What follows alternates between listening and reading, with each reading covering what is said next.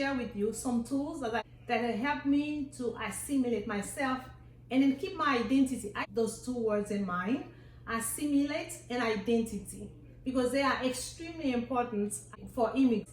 Personally, I had to learn to assimilate, but things help me out. These are the three words. The first one is resiliency, and the second one is tenacity, and the third one is grit. But through all that, I had to value, truly, really understand the value of adaptation.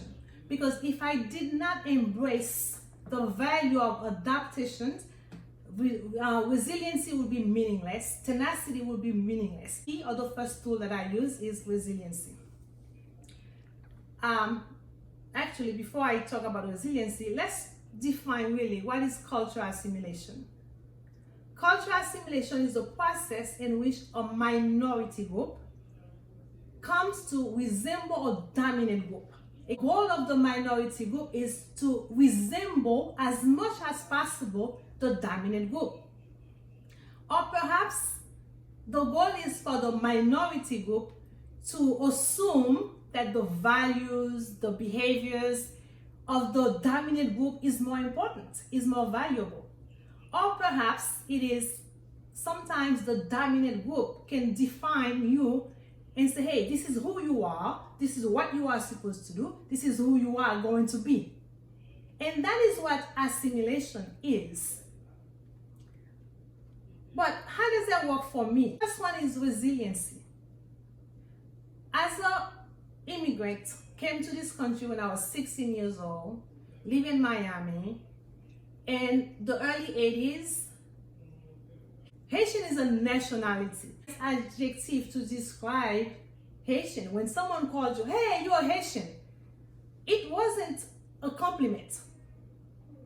So I had to build resiliency. I had to learn how to understand what is resiliency. And I had to learn how to look beyond the illusion of what my eyes were showing me.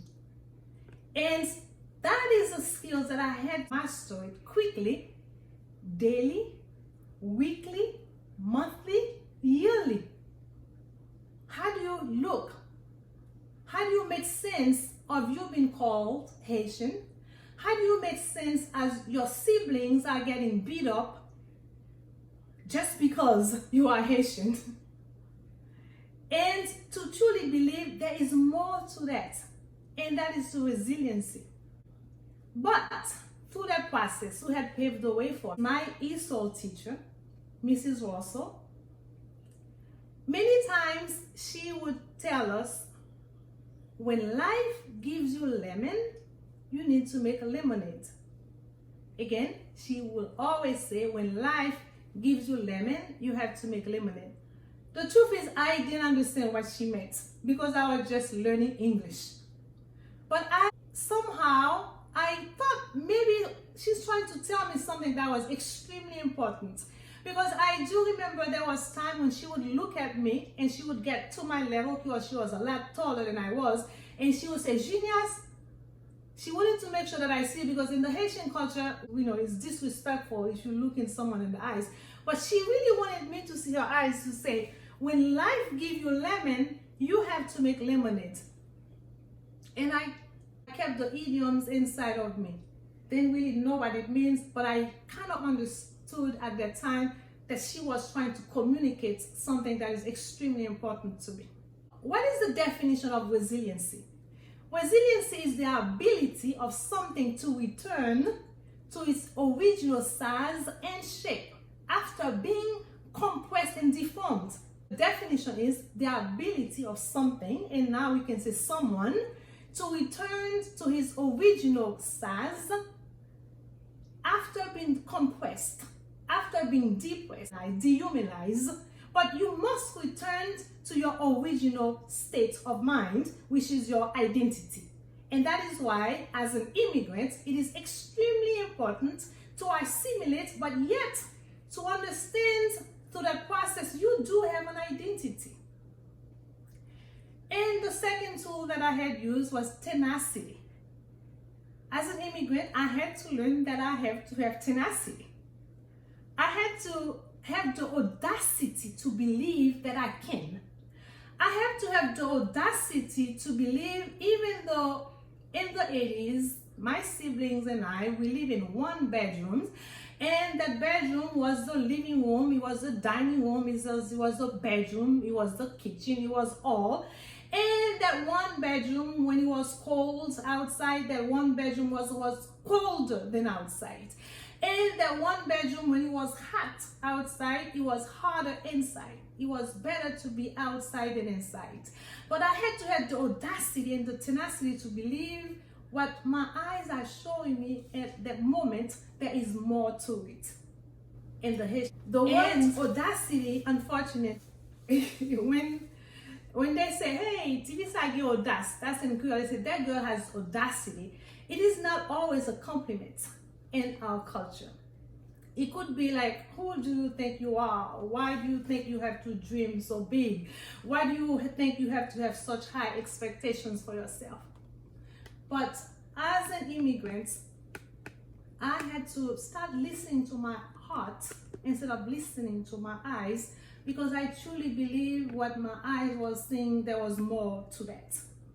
So I had to start cherishing the thoughts that I had in mind, the ideas that my mind started formulating for me, to believe that one day maybe I don't have to work in the farm all the time. Maybe one day I can be in 2-3 bedrooms. But to learn that I have to keep those thoughts to myself, to cherish those thoughts in my mind, because I didn't think anyone could hear me. I didn't think anyone could understand me. I didn't think my teachers would understand what I was thinking, because they see an immigrant, a Haitian girl. In Haitian was a curse word. As a matter of fact, when I say Haitian was a curse word, I don't want you to take it lightly, because I had a classmate who killed himself in the 80s because he was called Haitian. He was a Haitian, but he had to know that he was Haitian. And one time a friend of his saw him and talked to him in Creole, and he went home, he killed himself because he did not want to be identified as a Haitian. But yet, myself, I had to understand that I have to have the audacity to believe, as Haitian, one day we can overcome that. As Haitian, we do have creativities, we have skills, we can do things, but it took a little while, and I understand I have to be persistent to believe it. Last key I use is grit. Grit is to hold on to that possibility that one day things can be different. You can be somebody, you can do something else, you can overcome it all. And I have to understand, regardless of what I see, living in Immigrants, leave Miami. My parents thought they had better opportunities if we leave Miami, and then we could be in Immigrants. Immigrants had more farms. Their friends were telling them, and they can work every day. And then we moved to Immigrants. But leaving Miami and then went to Immigrants, it wasn't so different. The truth is, to tell the truth, I left Miami in 1 bedroom. I went to Immigrants, we live in a trailer home. So it wasn't so different after all. And again, I had to believe, and I had to truly understand that things can get better. Things can get better. And I had to sort those ideas to my mind. Sometimes it was like, what are you going to eat today? Is it hot dog again today? Is it rice again today? What are you going to wear? Is it the same shoes you had last year? What are you going to do? Where are you going to live? Those are the things that was going through my mind, but yet I understand that I had to believe, I had to have the grit. I have to hold on to things so I can get beyond, so I can see beyond. For sure, grit and perseverance, those are really the two qualities. I said they're rough. Those are the two rough grains of my character, or in my character, really, because those are the things that have helped me to be where I am today. But in order for, as immigrants, for us to really get to overcome the obstacles, we cannot lose access. We cannot let go of our identity if we truly want to assimilate. Identity is, you got to know who you are, because your identity is a purpose. It is a reason God created you. And he created you with a very specific reason. He created you with something, with a job that you will be doing. And that is why it is extremely important. Even we as immigrants, we are assimilating, but we cannot let go of who we are. Because if we do let go of who we are not going to help our community. We will not be able to innovate. We will not be able to use our creativities. But yet, the question is, who are you? Who are you in the community? How can you help out to the next generation? You have to be able to assimilate and keep your true self. And this is the reason. Because cultural assimilation, as I told you at the beginning, is a process of a minority. But that minority group eventually explodes. It doesn't always stay a minority group. That minority group start populated. I have children, my children will have children, and their children will have children. So if in that circle of the migrant circle, if we do not understand who we are, there is no way we can teach our children to understand that they value, they have a voice, they have things to do, they have things to say, they have a generation waiting for them. Yet, we do have to embrace the dominant culture. But eventually, we too become part of the dominant culture. Because we're no longer a minority group. Now we belong to the dominant group.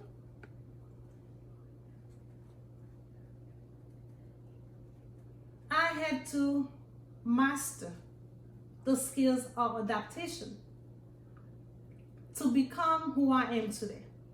But to that process, I had to ask myself, where do I fit? Do I refer myself as a teacher of Collier County, or do I say I'm a Haitian teacher of Collier County? Because the truth is, I'm not just teaching Haitian kids. I am teaching American kids. And I had to say, well, why should people listen to me? How can I contribute? And what can I contribute? Not just how, but what is it that I, as a migrant or immigrant, can contribute to my community? I believe now the time has arrived. I look at myself now, I don't no longer see myself as an immigrant. I see myself as a Haitian American. I am an American. And I am so proud to say that I am an American, because the truth is, America has given me the greatest opportunities that my country couldn't give me. And I serve my country, the country of America, with all that they had put inside of me. The people who had embraced me, Mrs. Russell, who had taught me English, who had helped me to understand, even though you have been called Haitian, even though Haitian was used as a curse word, but she had helped me to understand when life gives you lemon, I have a choice. I can use that lemon and make lemonade out of it. And today, I am a teacher, Collier County. I am no longer working in the farm. I am no longer picking up tomatoes, but I use that to help other immigrants understand that they too have a voice. Yes, they must assimilate, but through that assimilation, they have to remain true to their self, to their true identity, so they can be valuable to the dominant group, because they will be part of the big puzzle eventually. They will be part of the community, and they have to contribute. They have to be able to give back to the community. And the only way they can truly do it is by knowing who they are, by being able to identify their true gift and their true talent, so they can truly be served. this opportunity.